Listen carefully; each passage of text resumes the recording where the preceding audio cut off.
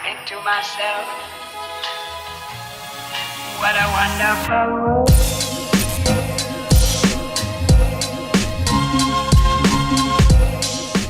Halo semuanya, selamat datang kembali di Story Film. Kali ini kita akan membahas serial film yang lagi booming belakangan ini. Film ini berjudul Gannibal, atau bahasa Jepangnya Gannibaru. Serial bergenre horror thriller ini diadaptasi dari manga yang cukup terkenal, karya Masaki Ninomiya. Seperti nama judulnya ya, Gannibal. Film ini akan menguak misteri di desa terpencil bernama Kuge, yang dikabarkan ada satu keluarga besar. Mereka ini menganut kepercayaan yang disebut dengan endokannibalism. Di pertengahan alur film nanti kalian bakal tahu apa itu endokannibalism.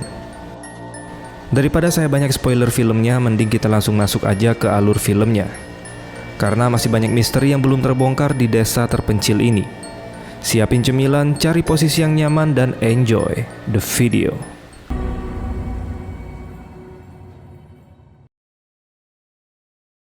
Di awal film kita diperlihatkan dengan seorang polisi yang mendatangi sebuah rumah tua di sebuah desa terpencil.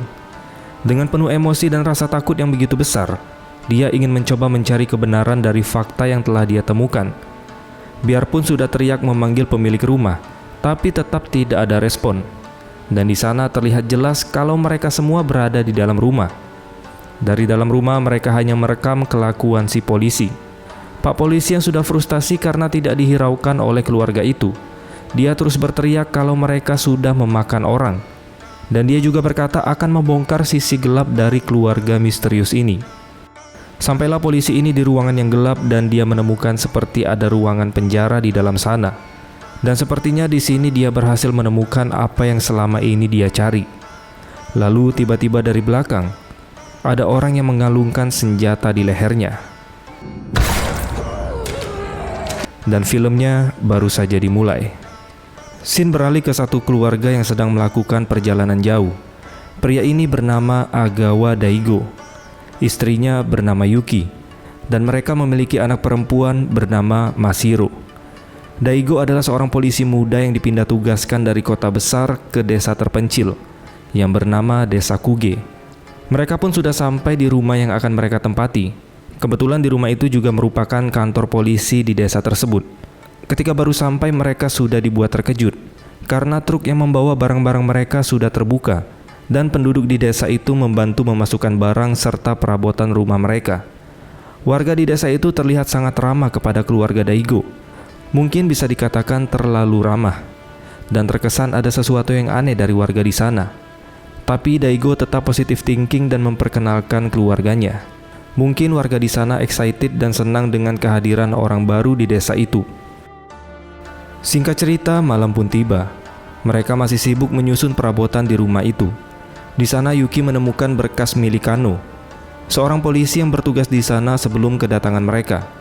Kabarnya Kano ini berhenti dari kepolisian karena terlilit hutang dan dia menghilang begitu saja. Dan ternyata Kano adalah polisi yang kita lihat di awal film tadi. Karena sudah terlalu malam, mereka memutuskan untuk beristirahat. Dan rumah sekaligus kantor kepolisian di desa Kuge itu mereka tutup. Keesokan harinya Daigo sudah siap untuk bertugas di hari pertamanya di desa Kuge. Lalu secara tiba-tiba pintu kantor polisi itu terbuka. Ternyata mereka warga di desa itu yang langsung membuka pintu kantor polisi tanpa izin. Kayaknya polisi di sana nggak ada harga diri lagi. Tentu saja Daigo terkejut dengan tingkah mereka yang masuk nyelonong begitu saja dan masih bersikap sopan ke warga desa. Lalu Daigo diajak oleh bapak berkumis yang memegang apel ini untuk berkeliling memperkenalkan desa Kuge ke Daigo. Mereka berjalan beriringan diikuti dengan beberapa penduduk desa yang mengantarnya. Penduduk lain juga ikut menyapa dengan ramah ketika melihat Daigo melewatinya. Pokoknya kalau kalian yang pindah ke desa itu udah serasa jadi artis terkenal. Saking baiknya warga di desa itu, mereka juga memberikan hasil pertanian mereka tanpa harus Daigo membayarnya.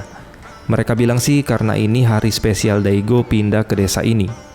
Kemudian mereka melanjutkan keliling, dan Daigo dibawa untuk melihat pabrik kayu yang ada di desa itu. Pabrik yang lumayan besar ini cukup membantu pergerakan ekonomi di desa Kuge. Kemudian mereka pun berhenti sejenak untuk istirahat sambil minum kopi. Lalu tidak lama kemudian, Seseorang datang ke sana dan melapor ke Daigo kalau ada mayat tergeletak di pegunungan. Berbeda dengan warga lain yang terlihat sangat ramah, orang itu malah bersikap sinis kepada Daigo, dan dia mengajak Daigo untuk melihat mayat tersebut. Mendengar kabar itu, penduduk yang lain langsung terdiam sambil menatap satu sama lain. Daigo mengikuti pria tadi sampai masuk ke dalam hutan, hingga sampailah mereka tiba di lokasi tempat mayat itu ditemukan. Pria bernama Keisuke Goto ini mengatakan mayat itu bernama Gin Goto. Dia merupakan kepala dari keluarga Goto sekaligus neneknya. Dia juga berkata kalau nenek Gin ini sudah menghilang selama 3 hari. Kemungkinan kematiannya disebabkan oleh seekor beruang. Tapi di sini Daigo menemukan kejanggalan. Dia menemukan ada bekas gigitan manusia di tangan nenek Gin. Tentu saja gigitan manusia dan beruang sangat berbeda. Keisuke menjelaskan mungkin karena nenek Gin sudah tua, dia menggigit tangannya sendiri. Tapi Daigo kembali membantah. Hal itu mustahil karena posisi gigitannya di belakang siku. Gak mungkin manusia bisa menggigit dirinya sendiri di bagian itu. Sehingga Daigo menyimpulkan ada seseorang yang melakukannya. Mendengar perkataan Daigo menyulut emosi mereka. Mereka mengira Daigo ini menuduh merekalah yang membunuh nenek Gin. Ya, mereka semua adalah keluarga Goto. Daigo yang sudah terpojok memilih untuk tidak melawan, dan dia meminta maaf. Seketika permintaan maaf Daigo mereka balas dengan tertawa, dan ternyata mereka hanya bercanda. Kemudian Keisuke membatalkan perburuan mereka dan membuat perjamuan untuk Daigo, agar Daigo juga bisa lebih akrab sama keluarga Goto. Sementara Daigo melaporkan penemuan mayat itu ke kantor pusat. Pada malam harinya, Daigo akan pergi menuju ke tempat keluarga Goto. Tapi sebelum pergi, dia ditelepon oleh atasannya. Atasannya mengingatkan Daigo untuk tidak mengusik keluarga Goto, karena keluarga itu memegang kekuasaan di desa Kuge. Singkat cerita, Daigo sudah sampai di restoran yang bernama Kuka. Tempat perjamuan keluarga Goto dilangsungkan.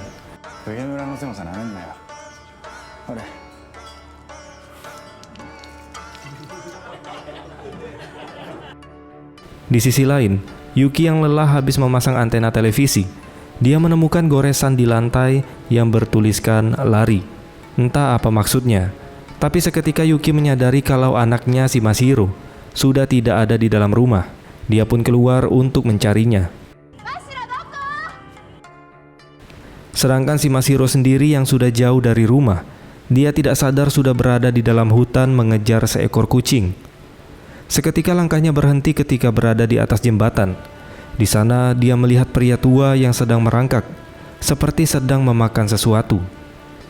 Ketika sosok itu melihat keberadaan Mashiro, dia langsung menghampirinya.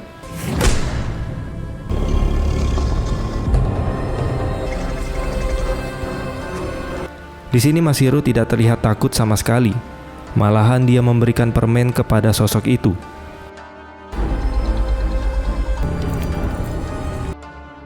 Sedangkan Yuki yang masih mencari Mashiro, pada akhirnya dia berhasil menemukannya. Berdiri terdiam di atas jembatan dengan kondisi yang masih baik-baik saja.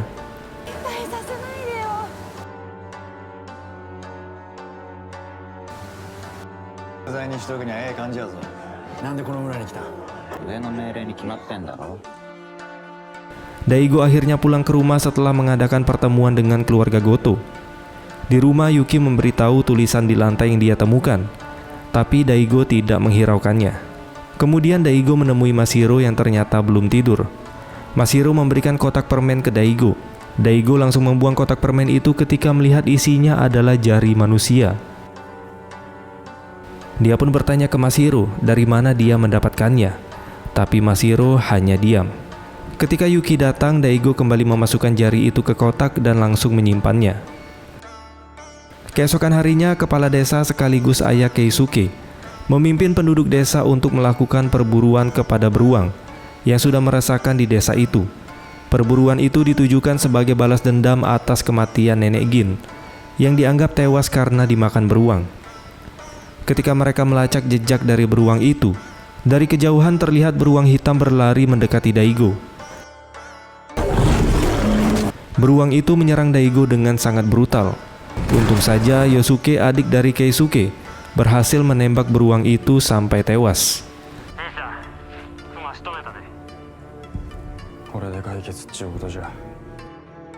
Kemudian mereka membedah isi perut beruang itu, dan mereka berhasil menemukan sesuatu milik Nenek Gin, yaitu kacamatanya.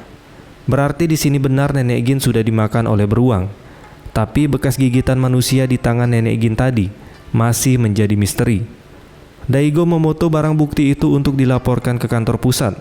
Tapi di sisi lain Daigo heran ketika melihat mereka sedang melakukan ritual yang cukup aneh. Mereka mengelilingi bangkai beruang itu sambil berdoa. Kemudian mereka mengiris daging beruang itu dan memakannya secara mentah-mentah. Keisuke pun memberikan sepotong daging beruang itu ke Daigo untuk dimakan. Untuk menghormati keluarga Goto dan kematian Nenek Gin, dia terpaksa memakannya. Dari sini sudah terlihat sistem kepercayaan endokanibalisme di keluarga Goto. Dengan memakan daging orang yang sudah meninggal, mereka percaya jiwa orang yang meninggal itu akan hidup di dalam daging dan darah mereka. Loh bang, tapi itu kan daging beruang, bukan daging Nenek Gin. Iya emang, tapi karena Nenek Gin tewas dimakan beruang, mereka menganggap daging Nenek Gin sudah menyatu dengan beruang itu. Pada malam hari ketika Daigo akan pulang ke rumah bersama istri dan anaknya, dia ditelepon oleh dokter yang bernama Nakamura. Dia memberitahu kalau potongan jari yang dikirim oleh Daigo. Ketika diselidiki ternyata jari itu bukan milik Nenek Gin Goto, melainkan jari itu milik orang lain. Mendengar informasi itu, Daigo menjadi kebingungan. Di jalan terlihat mereka melewati seorang gadis backpacker berjalan sendirian.